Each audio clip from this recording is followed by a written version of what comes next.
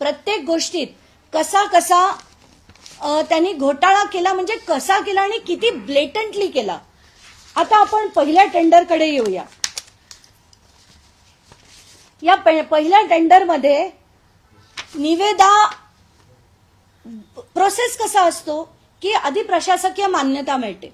प्रशासकीय मान्यता मिळाल्यानंतर ऍडव्हर्टाइजमेंट होतात, त्याच्यानंतर टेंडरिंग होतं, मग त्याच्यातनं L1 कॉन्ट्रॅक्टर होतो. L1 कॉन्ट्रॅक्टरला ते टेंडर दिलं जातं आणि त्याची वर्क ऑर्डर निघते. माननीय धनंजय मुंडेंच्या अध्यक्षतेखाली आधी पैसे दिले गेले आणि ते पण पूर्ण रक्कम कशासाठी?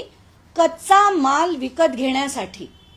कच्चा माल विकत घेण्यासाठी पूर्णच्या पूर्ण रक्कम 16 तारखेला दिली गेली, 16 मार्चला. तर आधी मला वाटलं होतं की कदाचित यांना ते दाखवायचं असेल की ते 31 मार्चच्या आधी किंवा लोकसभेची लागण्याच्या, म्हणजे ती आचारसंहिता लागण्याच्या आधी त्यांना पैसे देऊन टाकायचे असतील. पण तसं नाही. त्याच्यात लिहिलं काय गेलं?